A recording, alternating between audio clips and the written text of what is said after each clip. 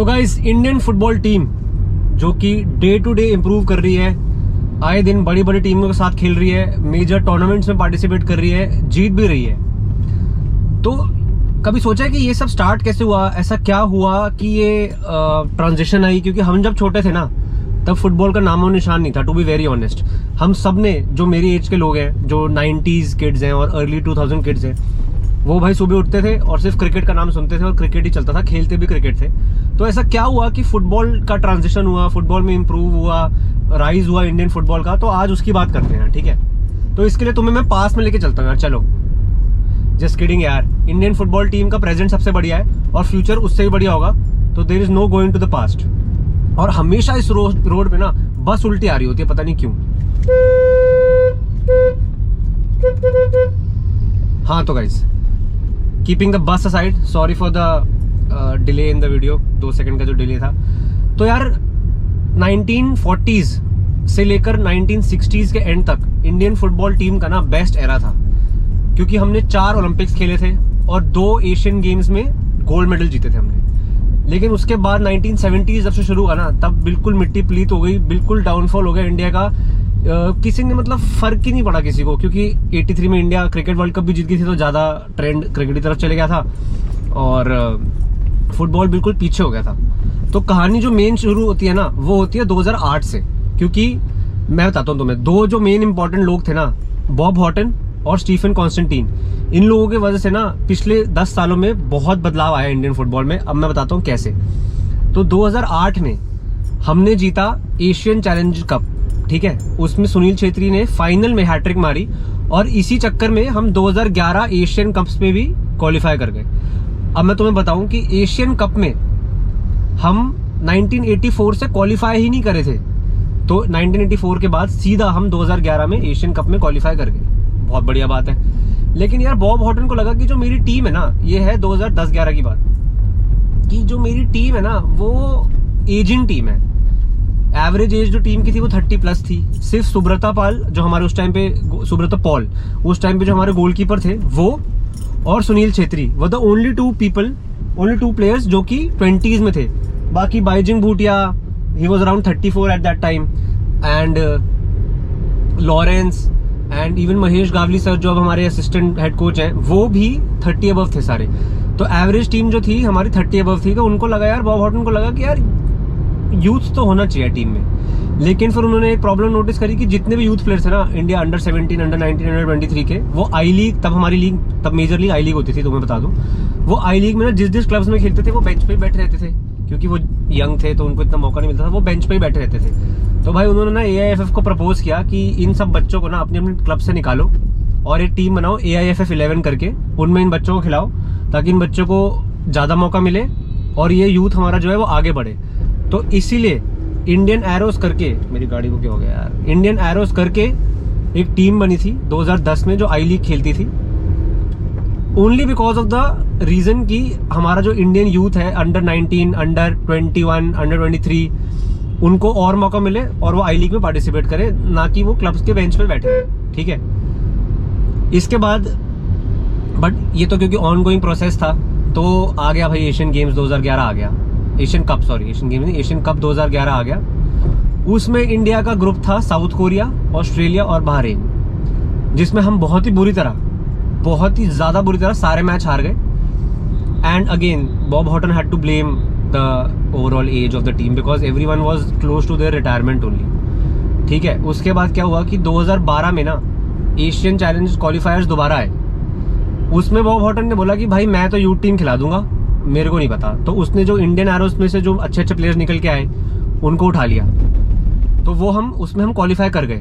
We qualified for the Asian challenge games 2012, जिसमें top scorer जो थे वो जे थे। उन्होंने 3 गेम्स में 4 गोल्स मारे थे, and it was his first major tournament for team India, and he outshone everyone. He scored 4 goals and he made India qualify for the Asian Challenge Games 2012.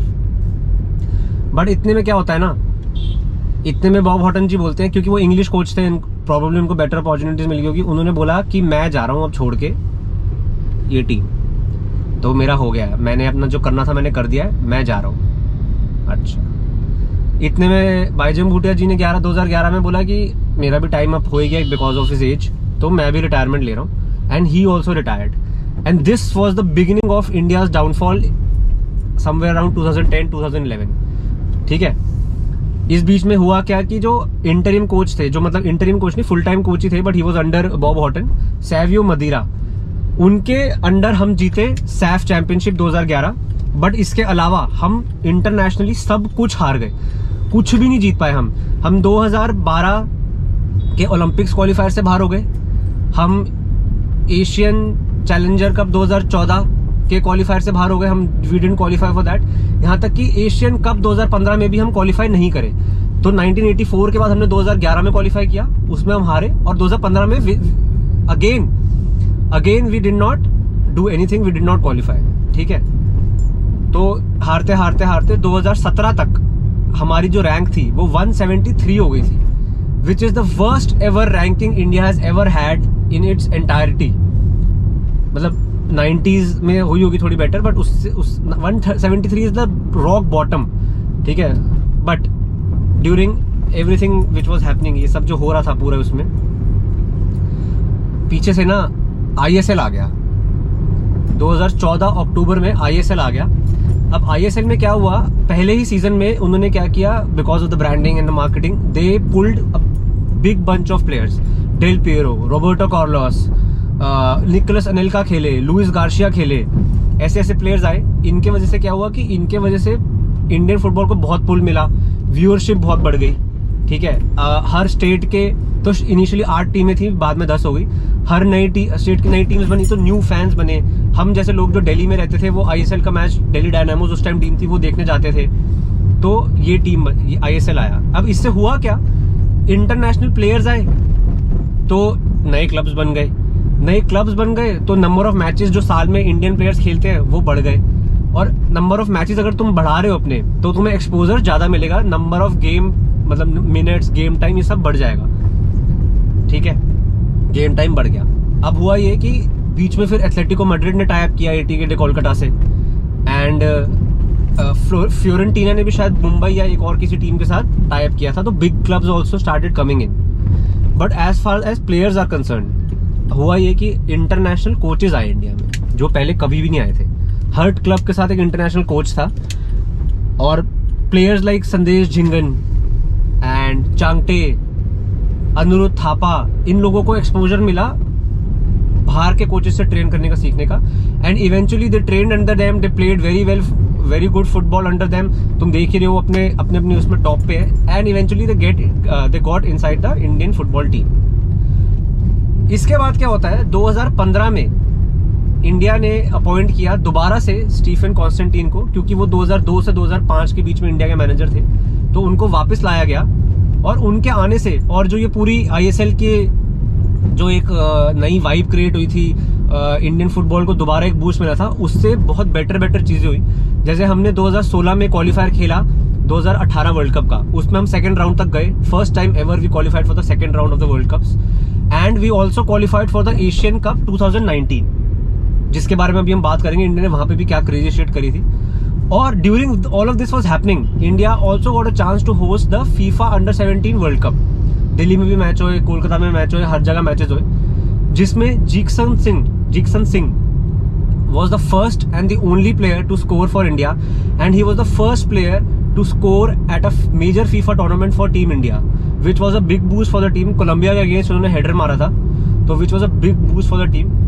अब होता क्या है, स्टीफन कॉन्स्टेंटीन आ गए, ISL चल पड़ा, under-17 World cup हमने host किया, तो हम एक मैप पे आ गए, वर्ल्ड मैप पे आ गए कि इंडिया में ना फुटबॉल बढ़ रहा है, इंडिया फुटबॉल होस्ट कर रहा है।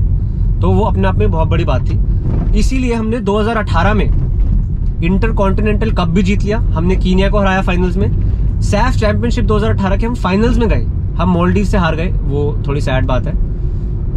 लेकिन उसके बाद आता है एशियन कप 2019, ठीक है, उसमें हमने पहले ही मैच में थाईलैंड को 4-1 पेल दिया भाई, जिसमें सुनील छेत्री सर ने एक ब्रेस मारी, 2 गोल्स मारे, हमने उनको पेल दिया थाईलैंड को। उसके बाद हम अगला मैच हार गए, बट हमें क्वालिफिकेशन के लिए ना सिर्फ ड्रॉ करना था बहरीन के साथ, सिर्फ ड्रॉ, और हम कर भी रहे थे। लेकिन डाइंग मोमेंट्स में बहरीन को पेनल्टी मिल गई और हम 1-0 हार गए and sadly we could not like go through the group stages.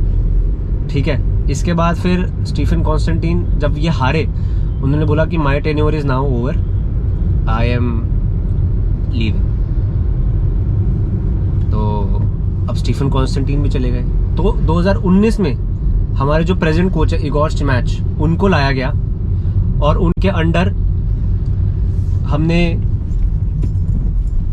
अब तुम देख ही रहे हो क्या हो रहा है, उनके अंडर सबसे बड़ी अचीवमेंट जो उनकी आज से पहले तक की थी वो ये थी कि 2019 के एशियन कप में जो हम क्वालिफाई करे थे, हमने कतर को 0-0 ड्रॉ करा यार। हमने कतर को 0-0 ड्रॉ किया and Qatar at that time were the Asian Cup के holders, they were the winning team in the previous event. हमने उनको 0-0 किया। गुरप्रीत सिंह संधू उस टाइम कीपर थे, उन्होंने एन नंबर ऑफ सेव्स करी भाई, एंडलेस नंबर ऑफ सेव्स, मतलब कोई मैच ही नहीं है भाई वो कैसा खेले थे। And that was a big achievement for team India. और आज की डेट में तो तुम देख ही रहे हो, इंडिया ने इसी साल 2023 में 3 ट्रॉफीज जीती हैं। ट्राई नेशन कप भी जीता, इंटरकॉन्टिनेंटल कप भी जीता, सैफ चैंपियनशिप भी जीती और अब वर्ल्ड कप क्वालिफायर्स तो तुम देख ही रहे हो यार। Regardless of the result against Qatar, हमारी परफॉर्मेंस कितनी बेटर है, how confident we are as a team. But इसके साथ साथ और एक चीज हुई कि वुमेन्स फुटबॉल को भी बहुत बढ़ावा मिला। तुम्हें अगर पता नहीं है तो मैं तुम्हें बता दूं कि विमेन्स फुटबॉल टीम जो है इंडिया की, वो लगातार 5 सैफ चैंपियनशिप जीत चुकी है, 3 साउथ एशियन गेम्स जीत चुकी है। और अदिति, क्या हो गया, हाँ, अदिति चौहान जो है हमारी goalkeeper, she has played for West Ham. और बाला देवी ने 2019 में स्कॉटिश क्लब रेंजर्स के साथ एक कॉन्ट्रैक्ट साइन किया था। तो ओवरऑल जो इंडियन फुटबॉल का राइज है वो हर जगह है, be it youth, be it club level, be it country level, be it women's football team. ये जो ग्रोथ है ना, ये पिछले 10 सालों में ही बढ़ी है। एंड इनफैक्ट एक प्रीमियर लीग का भी स्टार्ट आया था, तो प्रीमियर लीग ने अपने 2022 और 2023 सीजन के व्यूअरशिप स्टैट्स भेजे थे।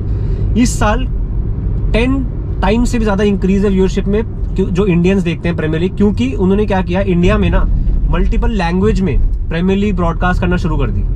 पहले प्रीमियर लीग सिर्फ इंग्लिश में आती थी, अब वो बंगाली, मलयालम, तेलुगु, बहुत सारी लैंग्वेजेस में प्रीमियर लीग आती है। And a lot of people are now have started watching Premier League. अब इसका मतलब ये नहीं है कि वो यूरोपियन वो क्यों देख रहे हैं। देखो, लेवल ऑफ फुटबॉल वहाँ ऑलरेडी बहुत ज्यादा अच्छा है। हम लोग जितना फुटबॉल को एक्सपोजर देंगे ना, हम उतना सीखेंगे, हमें पता चलेगा कि क्या डिफरेंसेस हैं, हमें कहाँ पहुंचना है। तो it's good that a lot of people are now watching football matches also and not just cricket in our country. तो यार ये था इंडिया का 2008 से मैं कहूँगा अब तक का राइज। पिछले डेकेड में इंडिया ने जो जो अचीव किया है ना, वो स्टेप बाय स्टेप है। लोगों को ना, देखो जो हेटर्स होते हैं ना, उनको बहुत कम चीजें दिखती हैं। उनको भी दिखता है कि हाँ इस साल हम चैंपियनशिप क्या जीत गए, 3 ट्रॉफी का जीत गए, तो सभी इंडिया को फॉलो कर रहे हैं। ऐसा नहीं है यार। जिसको जेन्युइनली जानना है ना इंडियन फुटबॉल के बारे में, वो थोड़ा पास जाके देखो हम कहाँ थे यार। हम लोग मतलब 173 पे पहुंच गए थे यार, 173 पे। और मैं तुम्हें एक स्टैट बताना तो भूल ही गया, जब स्टीफन कॉन्स्टेंटीन थे ना 2017 में, हमारी टीम पूरे साल में इंटरनेशनल लेवल पे अनबीटेन थी। India was unbeaten in 2017 and we climbed up to 96th rank. India climbed up to 96th rank यार, क्रेजी अमेजिंग स्टैट। तो this is what we have achieved in the past 10 years and मतलब upcoming footballers, upcoming Indian football fans should know where we are coming from, how difficult it is to build a team from scratch, कैसे step by step जाके momentum बनता है, ये सब होता है। ऐसा नहीं होता कि एक दिन जीत गए तो हो जाएगा, या फिर एक मैच हार गए तो ओहो ये तो बहुत बेकार टीम है, अब क्या करेगी यार। ये बहुत बड़ा बिल्डिंग प्रोसेस होता है। बिल्डिंग प्रोसेस ना बहुत ज्यादा बड़ा होता है and it takes time. Cricket में भी ऐसा नहीं है कि क्रिकेट में इंडिया 83 वर्ल्ड कप हवा में जीत गई थी या 2011 वर्ल्ड कप ऐसे ही जीत गई थी। तुम खुद ही देखो ना, 83 वर्ल्ड कप जीतने के बाद कितने सालों बाद हमने दोबारा क्रिकेट वर्ल्ड कप लिफ्ट किया था, क्योंकि it was all a part of process. ऐसा नहीं होता यार कि अच्छा खेलो गंदा खेलो, हार जीत के अलावा भी बहुत ज्यादा चीजें इन्वॉल्व होती हैं एक किसी भी एक स्पोर्ट में। तो guys this was today's video. Indian team को दिल से अनडाइंग सपोर्ट देते रहो। फ्यूचर में ना बहुत बहुत बड़ी चीजें लिखी है इंडियन फुटबॉल के लिए। आर्सेन वेंगर ने आके बोल दिया कि India is a gold mine यार। उन्होंने कतर के अगेंस्ट हमारी परफॉर्मेंस देखी और उन्होंने बोला कि मैं अब जी जान लगा के इंडिया के साथ काम करूंगा यार फुटबॉल में। तो यार ये अचीव किया हमने 10 साल में ना। लोग बोलते हैं कि क्या ही उखाड़ लिया इंडियन फुटबॉल ने। पीछे जाके देखो यार, 173rd रैंक से आज हम 101 रैंक पे है यार। तो this is what we have achieved guys. जय हिंद, keep supporting India, see you in the next video, love you guys.